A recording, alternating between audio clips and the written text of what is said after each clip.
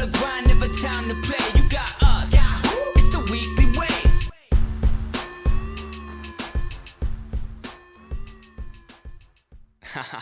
What's going on, guys? This is the weekly wave. Welcome. Thanks for checking us out. We have a very special guest hailing all the way from Jamestown, New York, which is fucking amazing. So, dude, welcome to the show.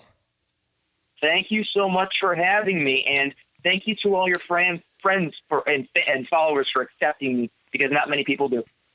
Dude, we accept you over here, no matter what. I just want to say, in the kindest way possible, this is totally your fault that we're able to do this, because you were like, dude, we can do this over the phone. And I was like, I don't know how we're going to do that, but let's figure it out. And I was able to have everything I needed to just to figure this shit out. So thank you. Well, you're very welcome. I'm actually one of the best at finding a way to do things I shouldn't do in a legitimate and or illegitimate way. So you're welcome for that. As long as it's not illegal, we're all right. I don't think it's illegal because my pants are on. So even if they weren't, people wouldn't know though. So it's cool. Well, actually, they will when they see when we link the videos together. Yeah, that's my other website. Don't worry about that. Yeah, we'll get to that. That's on another show, let's say, the X-rated. So guys, Colton is in Jamestown, New York right now. Me and this kid, I want to say we go way back, pretty far. We go back pretty far, probably, I don't know, man. What would you say, like 5 or 6 years ago? I would say at least, man. When was that time I came over to your house that one time? That was at least, I was just getting into college. That was a while ago. Wow. You were a young buck. Well, I mean, young buck, young stud, depends on who you are, I guess. They all kind of flow together, I guess you can say. But you've done a lot. Then, I mean, you've traveled around the country as a musician, and now you're down in Florida doing your thing, and now doing an awesome podcast, with some awesome people following you. To be honest, man, I really don't know what the fuck I'm doing. I'm just, I just take life as it comes to me. And I just remember one day I'm like, oh my God, I got to move to Georgia. And then I just moved. And then this whole thing to end up in Florida was kind of another one of those ideas that, I just happened to be with a wonderful woman who is okay with being sporadic like that. So, it worked out. Yeah, I mean, I'm okay with sharing you with her, sharing you with her, because I think she's good for you. I agree. And this should be, we shouldn't let this get into a counseling session, but if it does, I'm not mad at it. I appreciate that, because I'm nearly in tears every day. So one of the things I definitely wanted to talk to you about on this show, because I don't know much about it, but since I started seeing your videos that you post about fishing and the outdoors and stuff, I'm like, dude, I want that. I want to be in that element, and I'm a little bit jealous of you in a way, and I just want to know, have you always been, into the outdoors and stuff, or was it something that kind of struck inside you that made you want to become a part of it and learn more about fishing and whatnot, and hunting? Right. Well, I actually wrote a book a little while back that is basically an anecdotal kind of storytelling book that details my expeditions and growing up as a sportsman. And so in that book, it details I really kind of got started. Nobody in my immediate family was in outdoors for sports. Mm-hmm. Now, well, they are now because of me, but prior to that, my grandfather was really the only one that really was into angling or fishing. Mm-hmm. And even then, it was the stereotypical stuff, like, you go and he taught me how to bait hooks and things, and what to look for, where fish bedding, or where they might, stalk or ambush or what have you. Mm-hmm. But as far as like that goes, I was little for that. And that was always something that he and I shared. And one of the stories actually was the first decent-sized game fish I caught is in that book. It's called A Fur, Fin, and Fowl. And I can send you a link to that or whatever, but it's cheap. And, well, sorry, shameless plug. But as far as the hunting aspect of it, that actually was my uncle. He was very, very into deer hunting and but just deer hunting. And so somebody who anything I get into, whether it be sports or music or what have you, I get super, super into. I just dive and divulge everything I learn for others, and that's kind of where my YouTube channel came from. Is and that's where my guiding came from. Is that I'm a teacher by trade, but in a way, I like to think of my channel and my guide service as another outlet for teaching the outdoors, way, and from an educator's mind. So, for example, my guide service, all my clients get basically a 101, depending or based on their level, their actual angling or experience level. They get tailored lessons throughout that day, and I approach like I teach a lesson.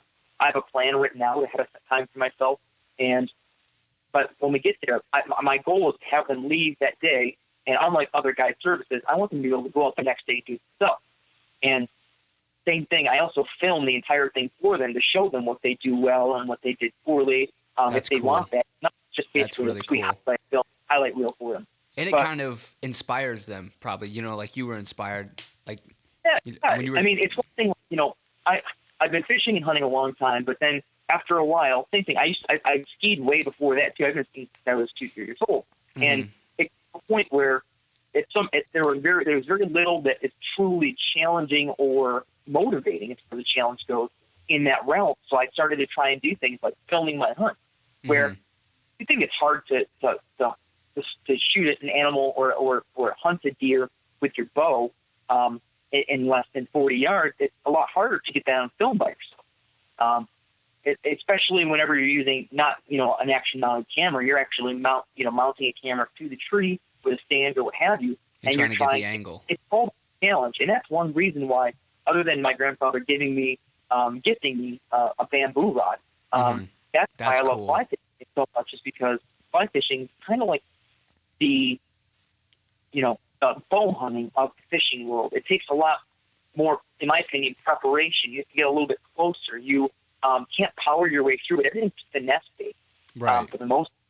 And so it requires a little more thinking up front. And that's kind of where I like that. I'm somebody who, if I try and do something, I want to be the best at it. And if it's impossible to be the best at it, I want to be good at the most difficult aspect or factor in it. Right. So being that fly fishing is one of those things where there's so much that it goes into it. It's not. I'm not saying it's difficult. It's more proficient or efficient. I enjoy how much it takes me thinking prior to actually performing, and how much actual technical ability it requires in order to do well at. So that's kind of where I got into that, and that's kind of where I'm at right now. Is that I put out 2-3 videos a week on YouTube, and the numbers. In a year, I've gained 2,000 subscribers, which is pretty cool. Especially channels are small. 2,000 is a lot, though. 2 big ones. It's not 2,000 people. I'm a video game channel where the market's saturated, but it's saturated for a reason. There are tons of people who love to watch people either talk about, play, analyze, or review games. Right. Whereas most of the guys that are into the sport right now, there are some really good young anglers and filmmakers, but the majority of the people are a little older because they've done the spin or casting or conventional tackle route, and therefore when they're older, they're not looking for these exciting, action-packed, upbeat music type videos that I produce. And I'm just excited to have such a loyal and awesome following on YouTube, despite not being the typical norm of I don't want to call him the old man of the West, but I mean, I'm a little different than everybody else. But I think that may be one of the positives about the channel.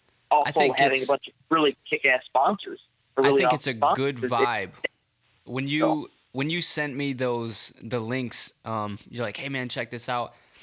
I didn't know what to expect, but I know that whenever you send me something, I'm like, I gotta check this out.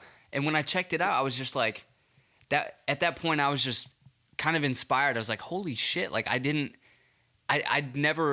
I never met this side of you, so it was all a new thing, and I just couldn't believe that you put all that together. I'm not saying it's not like I ever thought you weren't capable, but it's just I didn't know you were into that. So when I saw those videos, I was like, oh my God, this is really good. Not to mention, you know, the whole teaching thing just seems to come. I don't want to say easy, but it seems to come like pretty natural for you, to be honest. And the fact that you're taking that and you're branching out into so many different things, and you've been able to create this channel for which is a very niche channel, by the way, which is why it's different than having a video game channel or something like that. Because when I saw the videos that you were doing, I was like, I didn't even know these were out there. So to me, yours were like the first of its kind. And I know I'm wrong on that, but still, it's such a niche thing that I was pretty impressed, and I was like, oh my God, dude, this guy seems like he has the life right now, and that's when we started, getting back in touch and talking about it and stuff, and I was like, bro, you freaking inspired me. Well, it's funny because, when you say that you think you might not be, that you're eating your own words there a little bit, you're actually not. I mean, other than scouring YouTube or the internet, so there are film festivals that are really unique in the fact that they're specifically fly fishing based.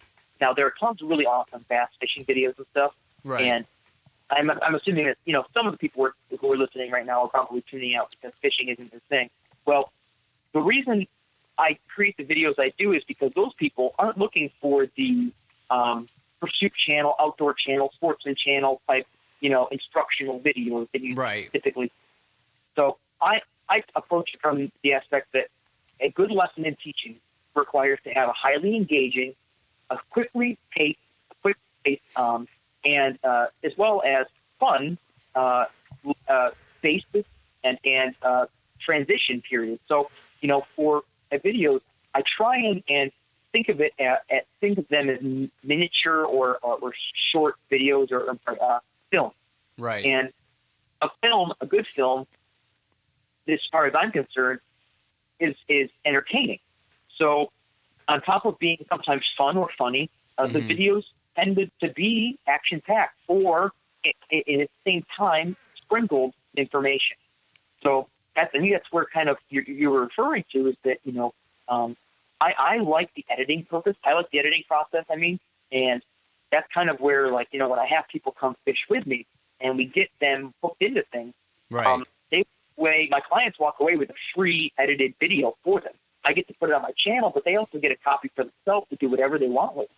And they could show their friends and stuff, and that's in itself, it's entertainment. Marketing, it's awesome. But I just think that it's something that is missing. Think about it. If I said that hip hop, every year we have 10% fewer young people getting into hip hop. Mm-hmm. How long does it take before hip hop dies? Yeah, it seems like inevitable. For my craft is that if we're getting only 1% retention rate in young people every year as far as growth goes, that's not growth in my opinion. We need to get more young people young people, middle-aged, old people, more people in general into things we're interested in order to keep those things alive.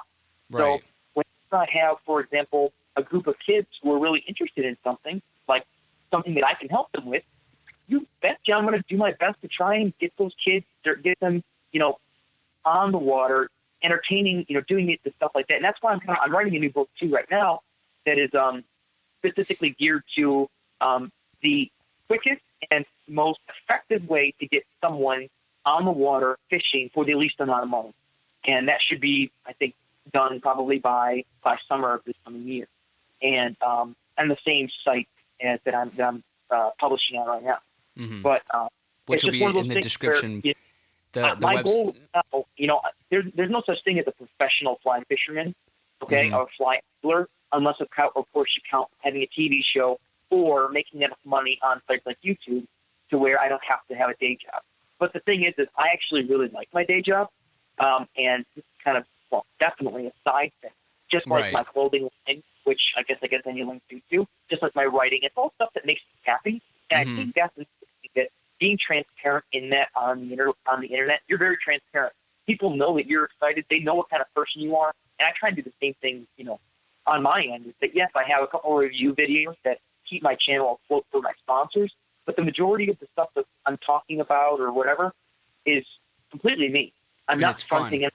Something you enjoy, and you're putting it out there because you want to, not because other people, are pushing it out there for you. And I think that's a good point you brought up. That, and I think a lot of people who get into doing this YouTube stuff, as myself, they have these wide dreams of, man, one day I just want to make a living off YouTube. But you know what? It doesn't always have to be like that. If we can have, that 9 to 5 that keeps us humble as a person and keeps us, out there with the norm in the realm of normal people, if you will, it gives us something to look forward to. If I have a rough day at work, I always know that I'm like, man, it's okay because when I go home, I have a show to do tonight, and it's Yeah. something to look forward to. And I mean, the beautiful part about finding a good community on the internet is that when you find a good community, a community that backs you and that supports you, you look forward to not only just producing for that community, but you look forward to communicating and interacting with that community. And that's why, like, right now, if I were to, I do giveaways all the time, but it's usually because my sponsors ask me to. Right. If I were to do a giveaway a week, the majority after a while of my subscribers or my viewers or my followers, whatever you want to call them, would actually not be loyal. They're there for the product instead of there because they like me. Right. And right now, yeah, fortunate of, the 2,000, nearly 2,000 that I have, I would say a good 90% of them watch my videos, consistently. They're on the what do you call it? Where the email notification. And so that just speaks volumes to what kind of, whenever you have a good backing of people, and that's what kind of gets them jazzed every day. If I can be the reason that they, when they wake up, they're in a good mood for the day, or they come home and they reconcile their day, make it a little bit better because they saw something that I produced, or that inspired them. Like you say, I inspire you. By the way, it's ditto in reverse for me because I watch all the stuff that you do, and I listen to all the stuff that you put out, and you have never once doubted that you could do something you want to do, nor have you doubted the fact that if you want to do something, you can do it. And so and you just chased it, and that's what I really find inspiring and really cool about, first of all, the fact that I'm lucky enough to go way back with you, and just sheer coincidence. I don't even know how that happened, to be honest. I don't either. Actually, I don't either. Wait, it might have been a buddy I worked with I used to work at a Lowe's back in high school, and I'll text you the name and see if that rings a bell. But I think it was the fact that we were chatting, and he had said that he knew you, and then I looked you up or something like that. But it was a long time ago, man. Was it? I'm trying to think of. Was it Alex Mentani? Oh my gosh, yeah. I wasn't gonna throw his name out there, but yeah. No, it's cool. I mean, we're not saying anything bad or negative, but that's the only person I know that worked at Lowe's. That's really cool because I never knew that. We never discussed how this whole thing came about. When I look back at it now, I just remember the moment that we linked up and you came over and we started trying to work on that track. And everything before that was just a blur for some reason. But that's like the biggest for me. That's like the, what would you call it? Like the starting point of our friendship, which is really, really cool because you and I were kind of in this different. We had our different things going on. You were going to school, and I think maybe I was going to school as well, but I was really just focused balls to the wall on music. You were at MC. So you just put out the Right Around the Block about maybe 5 months after that. You just finished recording it, and we were working on that or the track. And I remember that at the time you had mentioned that you were looking like you had just started playing guitar, and you were trying to get the tracks figured out. And remember that I contacted you is because I was working on a little bit of like DIY recording stuff, and it was absolutely terrible, mind you. And then I connected with you to try and ask you a few questions, and then things just organically kind of worked from there. It was just weird how that kind of worked. I like how that works though. Like when I was really heavily into the music scene, it's such a normal thing to have to get out there and network with people. But one thing that I've always been terrible with, I'm really good with talking to people and random people and meeting people, but I've never been a good person at just picking someone out of the crowd and saying that's going to be my friend. All my friendships, all the people that I have nowadays who, like you, like Alex, all that stuff was just organic. That shit just fell right into where it needed to be, you know? And Yeah.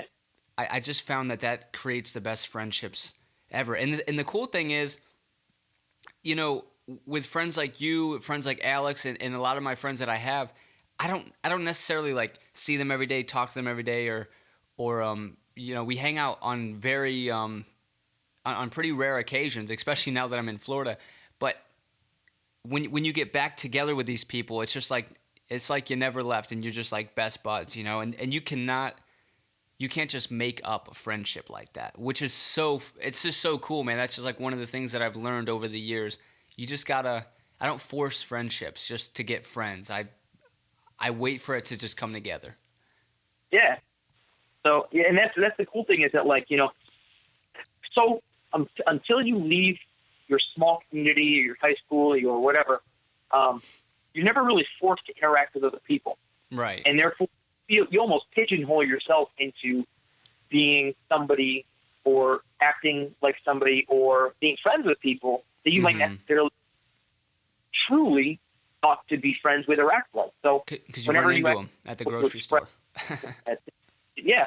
So I mean, it's one of those, you know, if you live in a small community, that's why I teach foreign language, I teach Spanish, and I have all my kids. I push them to travel. First of all, not just to travel and visit the place for a week. I'm talking about live someplace else that will put you out of your comfort zone and let you really truly understand what kind of person you are, both how you think, how you operate under pressure, how you act whenever mommy and daddy aren't looking. And that's something people don't do, especially now whenever I feel right now the majority of how people feel in, well, United States at this point, they're so comfortable where they are, and that's great. But I live in an area that doesn't necessarily see too many individuals of other cultures. And therefore, their understanding, their in-depth understanding and tolerance of different people from other places is limited. And so whenever I talk to my kids are actually, out of the majority of the county that I'm in right now, they're very well cultured. Right. Doesn't necessarily mean that they're well cultured. They just compared to the other students in the area, they are. But there's still so much room for improvement, especially in the Midwest and in the South, and where you tend to have those generic stereotypes of intolerance for. And I don't want to say that everybody in the South is intolerant. That's not what I'm saying whatsoever. I'm just saying that the individuals who find themselves stuck in one place, who's you from getting up, getting some stuff together, and going somewhere else, at least for a temporary moment of time. You know?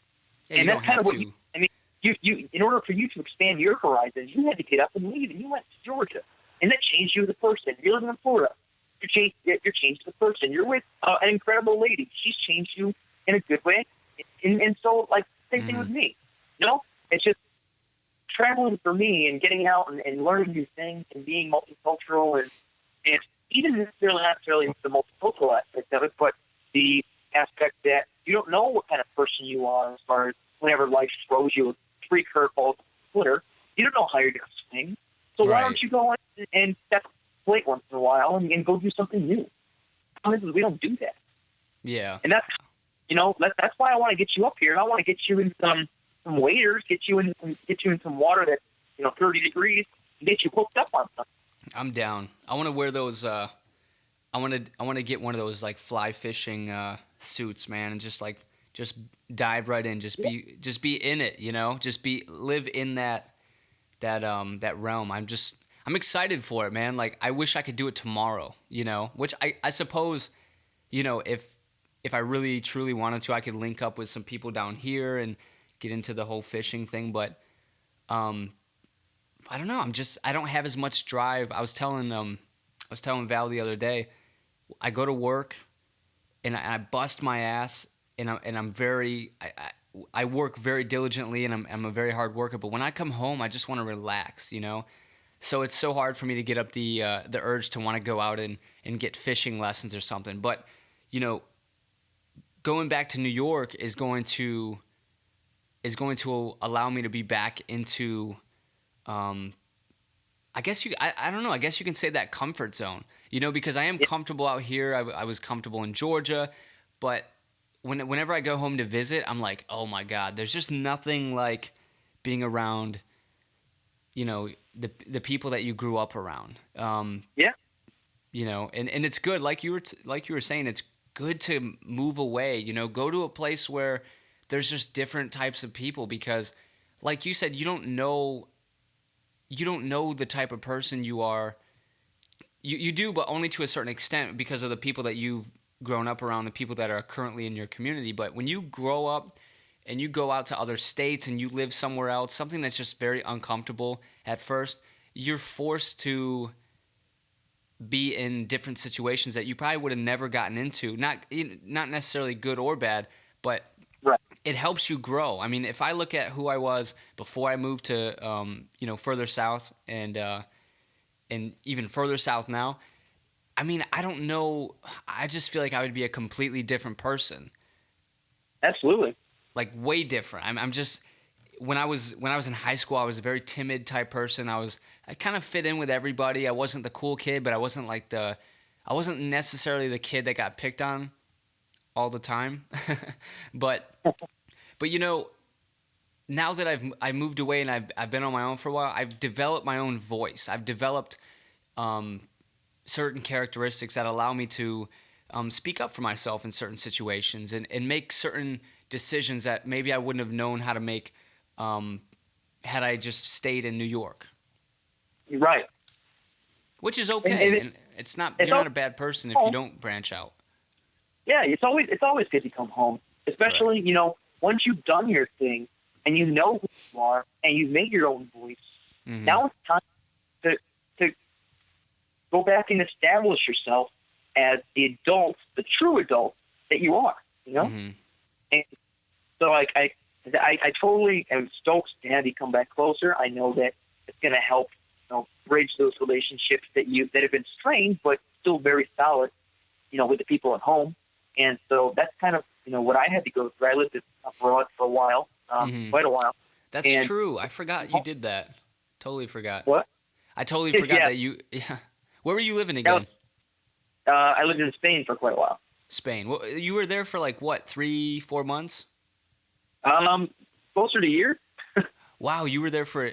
I don't know why, but for some reason I thought you were only there for a few months because it seemed like it went by so fast. Yeah, well, it did. It felt like it went by so fast. I lived with a family for, on my own for a while, and then that's where actually I met my wife. And she's from the States, but she was there studying, and Hmm. that's kind of it's a long story, but it's a good one. Our first true date was in Paris, so I can't beat Wow. that anymore. That's holy crap. You have a. I mean, my story's okay, but you like your first date was in Paris. That's amazing. Yeah, I regret it every day, kind of, because it was a riverboat ride down the Seine River, Hmm. with champagne and pastries, and then it went right underneath the Eiffel Tower. Well, not like it was right beside the Eiffel Tower, and we checked it out at night. That was our first date, and that was I can't beat that. That's a that's a date that you would propose on. Do you know what I'm saying? Like that's not a date where you. But that's amazing.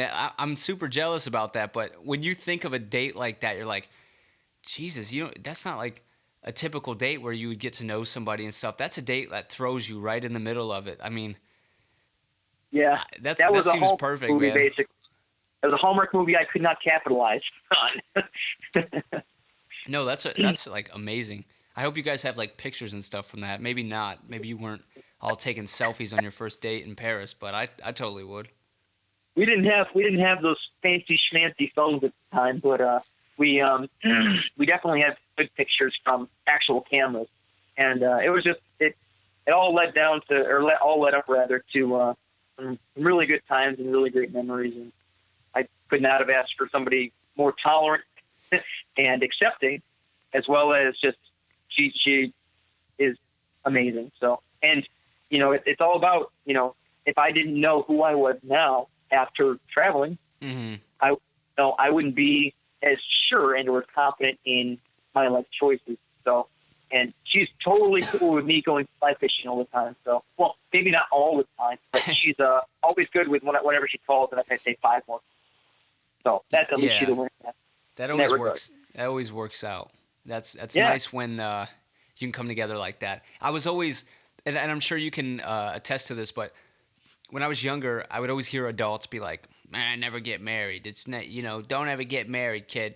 And so my entire, I don't want to say my entire life because I'm still a young kid, but like for a long time, I always looked at relationships so much different. I knew I always wanted something that was serious, but I was always scared about that whole marriage thing because, the older guys that were just super unhappy with their wives, whatever the case may be. But, I think you can truly, if you find the right person that just understands you and that allows you to be yourself, that's 100%. And I don't know, man. I'm not married yet, but I really don't feel like much will change after you get married.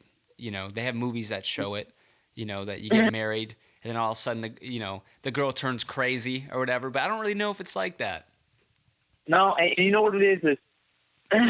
Whenever I got engaged to my wife, it was things didn't change as far as the relationship goes, other than, here are the big one. She and I moved in together because at the time we were living apart, 3 hours almost apart.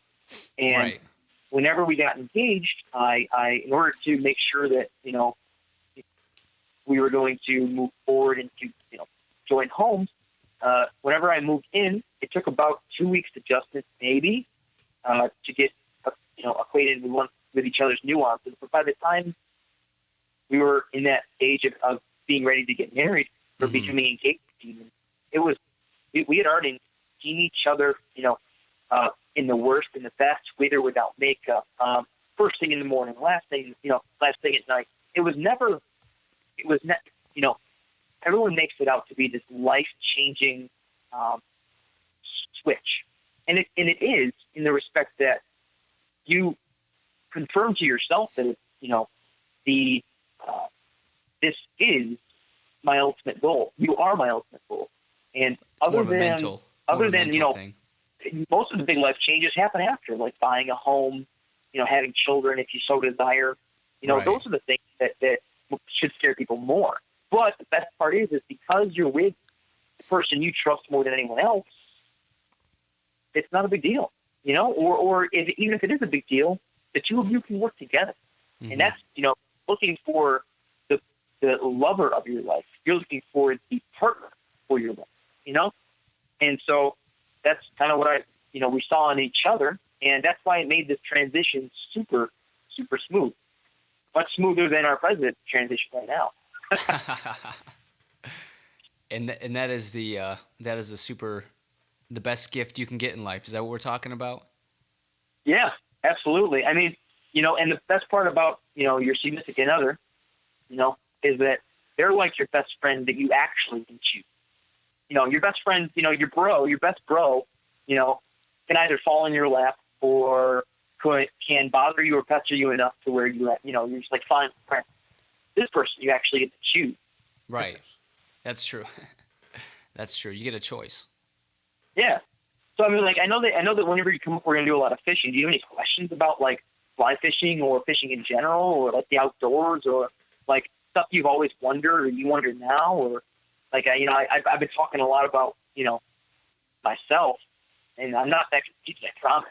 No, that's okay. That's okay because every show that I have, it's like majority my voice. So this is cool. I'm totally fine with that. And believe it or not, we're almost at an hour. You believe that? Really? Yeah, but I wouldn't count. I mean, I wouldn't count like 10 or 15 minutes of it because it was you called before the Right. show, so we can get it all set up and going good.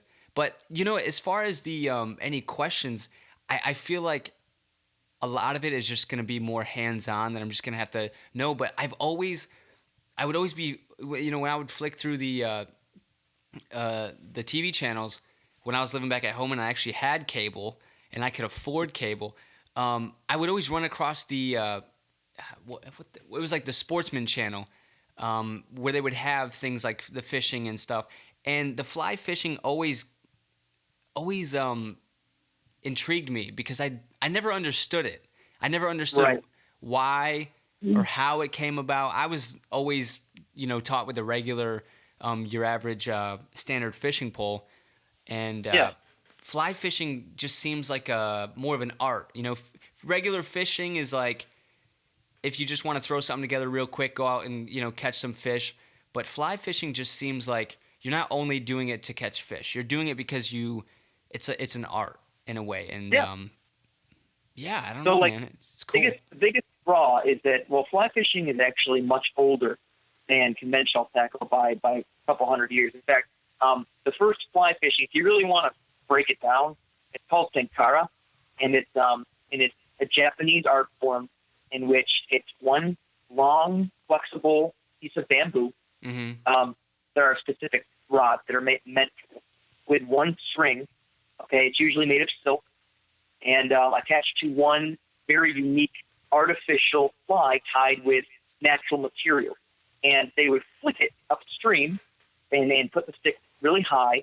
And then when a fish took, they would set it and they would play it very differently. Then Europeans, Western Europeans, modified the tenkara style and would take. I'll show you right here. This is a typical fly rod, and you can't see right now, but essentially they're normally anywhere from 7.5. There are some shorter ones, but to 9 foot. 9 foot fairly average. Wow. For most stations, and the reel sits behind the cork grip, and the fly rod actually flexes a lot more than your normal conventional tack. And the idea is, and here's the biggest difference, is that whenever you cast a normal conventional spinning or bait casting rod, the lure itself is weighted. So whenever you flip the rod back, the weight of the lure will pull and load the rod. Because if you think about it, in order, like Newton's law, an object in motion stays in motion. An object, or an equal and opposite react, forces. So how does it go again? Equal and opposite. I can't remember. I feel like maybe I teach Spanish. I apologize. But then when you move forward, that stored potential energy is released because of the weight of the lure. Well, in fly fishing, the flies that we tie using, peacock, duck, feathers, elk hair, deer hair, those types of things, those don't weigh anything. So in order to get the rod to bend, the line itself is weighted. So in order for you to do so, you need to use tension from the water to hold the line in place and create potential energy. And then whenever the line comes back and forward, the line itself was what weights the rod. And this allows you to, because of how thin the line is that connects your fly line to the artificial, fly, because of how thin that is, it allows you very, very delicate presentation. However, it's a lot more difficult in certain ways because the weighted line that you're throwing will splash on the water and it will spook fish. You have to be very tactical and tactful in your presentation. Now, I say it's kind of like fly fishing to conventional fishing. It's kind of like skiing to snowboarding. Everything you can do on one, you can do on the other. It just requires some differentiated approaches to it. Right. And so, for example, like some of those crankbaits that you use in regular conventional fishing, the ones that imitate bait fish, are imitating little streamers, we call them. This one's called, I'm showing right now, it's called a woolly bugger. and it's basically turkey marabou died. Sometimes other marabous are used in some softer hackle from a different from bird, and tied on a very small hook or a light hook. Sometimes they're very big, and it's stripped in, and there's a lot more connection to the line. That's kind of what you're talking about in art style. Is the casting's different. It requires very technical ability, but at the same, in the same token, it's also the fact that you can tie your own and fish your own. Right. And the thing you're doing is a one-on-one battle or in connection with that fish. And so just like down by you right now, they fish tarpon down by you, which is an incredibly big and very powerful fish that you fish these big, heavy rods. This right here is technically a 4-weight, 14 weight that are like super thick and two-handed, sometimes one-handed, and they fish really, really big slots. Well, I can't do that up by me. I have world-class steelhead fishing. In fact, I guide the 2 highest catch rate creeks. I'm not going to tell you which ones they are. You fish with me in order to do so. But the 2 highest fish or catch rates per fishable hour in steelhead. Steelhead are incredible fish to fish for. They're difficult, but there's more than one way to skin a cat, whether you want to skin a cat or not. That's totally up to you. We don't advise skinning cats on this show, but if you're into it, no, I've eaten. I'm not going to be proud of it, but I've eaten cat, and guinea pig too. But it's a little different in the fact that you have more of a connection with your line. It's much older, and some people think it's elitist, but when you look at modern anglers, it's not that corncob pipe and flannel, and even your waders they're not like that traditional khaki anymore. It's like you can get them black with bright green neon zippers and these cool, it's a different type of feel to it now. Right. Just like the snowboarding and skiing went from these bright 90s jackets that are purple and pink, and like you got these goggles and like the coolest thing was doing a daffy. Now the ground style's sticking on, and you've got like, both this black, brown, doing some really cool design patterns. Well, the same thing with the apparel on my site. My audience is not necessarily the old timers who are still out doing it. That's right.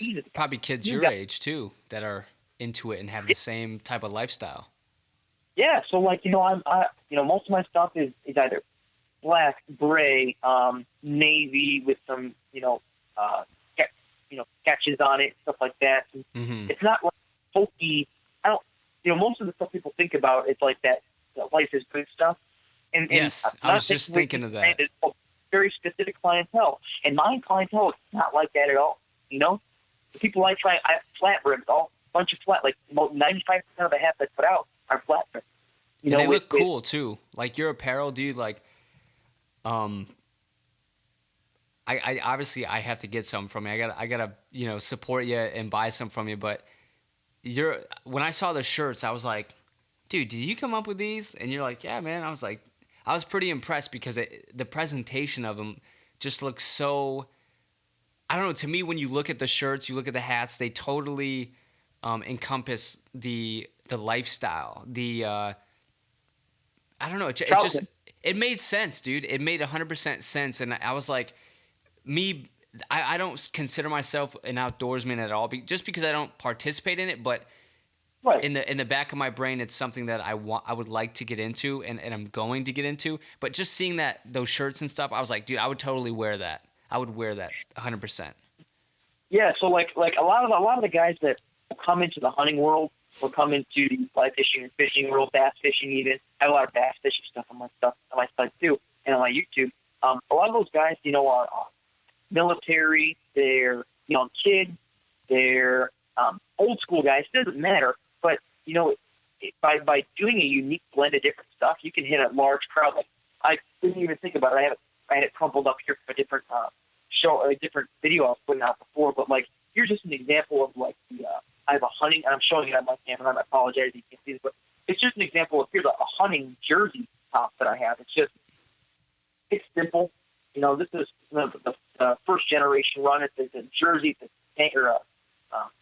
baseball type jersey that I've got like stuck up right now, and it's because when I'm looking through the type of stuff that I like to wear, none of it expresses what I like to do.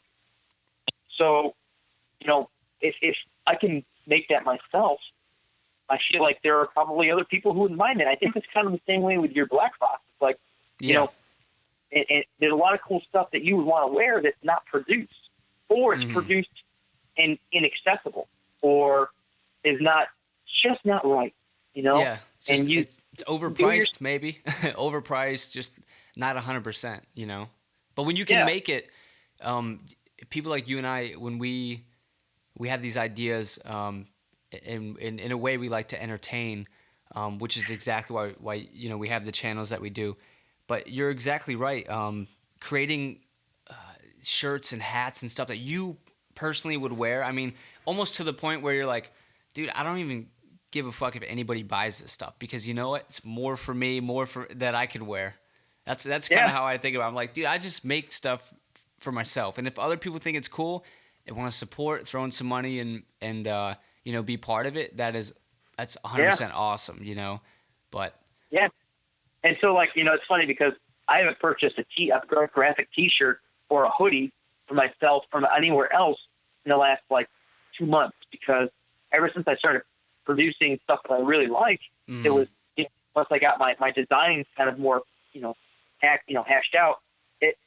I'm like, I would buy stuff like this that I didn't quite like as much elsewhere, and because the brands that I go through are the same brands that I would buy out. I just designed them myself and produce stuff that I wear. Yeah. And you feel good about it. Like, dude, I made this shirt. And then, do you get people that, see you wearing the shirt? Do you get compliments on your shirts and stuff? Yeah, I actually was in a big box store. I won't mention who they are, Cabela's. And they the two guys who were working the fly fish inspection actually asked me, because I was looking for a certain type of tippet, which my sponsor actually luckily sent me and they didn't quite have it, so I was asking if they had any more perhaps in the back, and I know that that's usually not the case, but sometimes, who knows. But they're like, hey, I really like your shirt. I was like, is that by Fins? Is that by Dead Drift? I said, no, I'm making it myself. They go, no way. And then they said, how much did it cost you to do that? And I said, my shirt's probably, half the price it would be if it was one of the larger companies. Right. Just because I charge maybe $1 design fee, and other than that, I don't charge any extra commission. So it's because first of all, I would want to pay myself more because I designed it. Why would anybody want to pay this?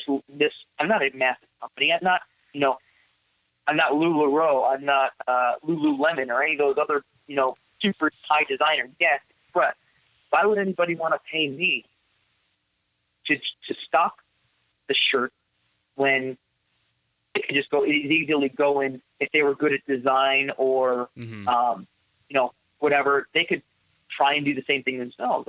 I remember how hard it was for me to do that, and how until maybe a month ago, whenever all my sponsors came together and we fully outfit, channel, I was buying the bare bones, bottom of the barrel equipment, and it was tough, so I understand how that goes, and to then go on top of that and try and express your passion in clothing, forget about it. So you're like, screw that, man. I'm just gonna wear this old beat up Budweiser T-shirt I've been wearing for the last 7 years of my life. Yeah. So if a kid wants to go to a trade show, and the least I can do is allow them to get a shirt for $15 or less, right. 15, 17. I sell premium tees that are tri-blend for $20. Right. Which still isn't bad for supporting somebody local, somebody who is doing what they love. So if they can go and they can look cool while doing something they like to do, even if they didn't spend a ton of money on it, I don't see the problem. Yeah. Really. And the hat, my hats, I sell them for as cheap as I can. They're still anywhere from $20 to $25, which is average. That's what people pay for a hat. People who are truly in the hat game and love hats will spend 20, 25 bucks. Me, love hats. I wouldn't spend 20 or 25 bucks. But when it comes to people like you who have their own thing going, their own brand, I would pay more money, premium price for something like that rather than going to a big name store and Right. or going online and buying it. Because to me, like we go to farmers markets around here, and what was it, like one of the first times we went, I bought this dude made his own what was it, like, not hand sanitizer, but it was like lotion or something, but it was made out of like shea butter, and the dude mixed it all himself, did it all himself. He had his own Yep. stuff like that, and then he had his own chapstick, and I was like, dude, that is so cool. I mean, you can go to Walmart and spend 99 cents to get a chapstick, right? This dude was selling them for $3, but the story as to how his company came about and why he's doing it was so much more valuable to me that I was okay spending $3 for that chapstick. Yeah. Absolutely. And that's how it is with what you do, and people that kind of get into doing their own I don't know, Yeah, I guess and their own hobby. it's like, whenever I look at you, the stuff that you produce, and I know how much hard work and design and stuff goes into it. Not only is it cool that you make it yourself, but it's quality and it's cool. That's just, especially whenever like, I mean, I could be fake, and I could say that, because we're friends, like, yeah, I'll buy some of your stuff, but you make good stuff. Right. That's the icing on the cake. And so, in addition to trying to be, as transparent and as personable and do the things that I like to do for others, mostly for myself, Mm-hmm.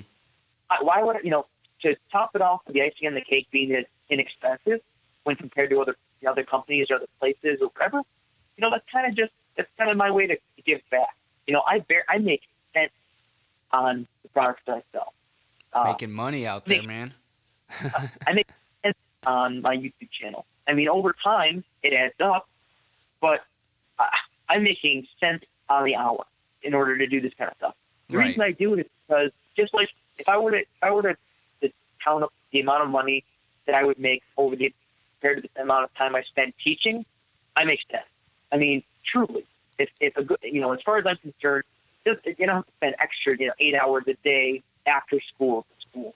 But Mm-hmm. even when you talk about you're there for 2 hours additionally every day, and then you're working on the weekend, and you're trying to get your graduate work done, and you're trying to blah, blah, blah, coaching and doing clubs and being there for the kids, you don't want to get into something you don't like. You want to never work another day in your life.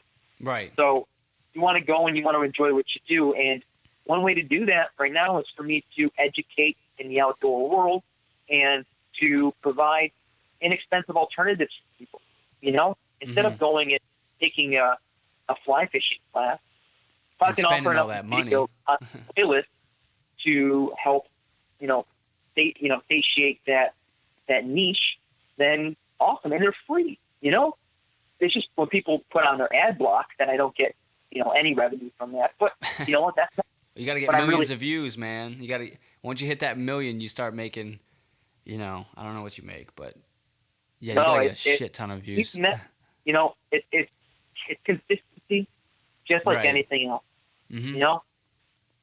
But I'm telling you that it's going to be scary, because once you hook into one fish, whether it's a panfish, a little bluegill, or a bass, or some pike, or whatever, you're going to be in it to win it. I'm going to be But the cool addicted. news- I'm not even going to be able to do this show. I'm going to be like, dude, I can't do this show. I'm too busy fishing.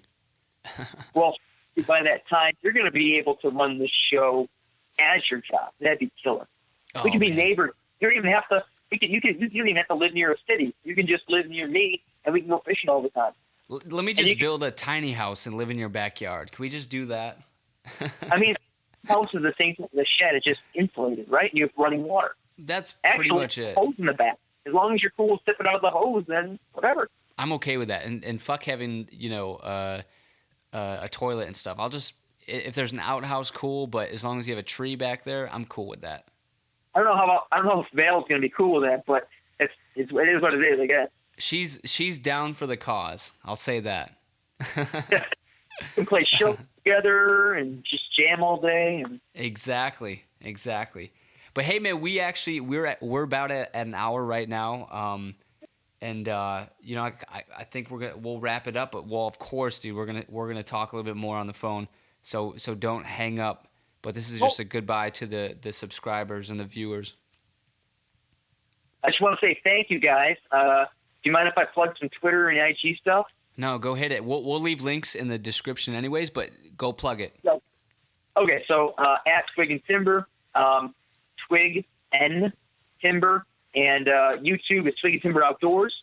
On Facebook, Twig and Timber, so Facebook.com/Twig and Timber Archery. I started as that, and then it's grown since then. But man, I really appreciate it. Every time I talk to you, it is so friggin' organic that it just I feel like we've been talking for 10 minutes. I agree. When I looked at my phone and I was like, "Oh shit, it's almost been an hour." It's great, man. That is what friendship is about. So today's show is about friendship. Well, you need a My Little Pony character and word friendship as your or hugging a Care Bear as your thumbnail. Oh my god, that'll get me so many views. Yeah, all bronies. Well, thank you guys for checking this out, and definitely, dude, pleasure having you on. We'll check it out next week, guys. This is the Weekly Wave. Thank you.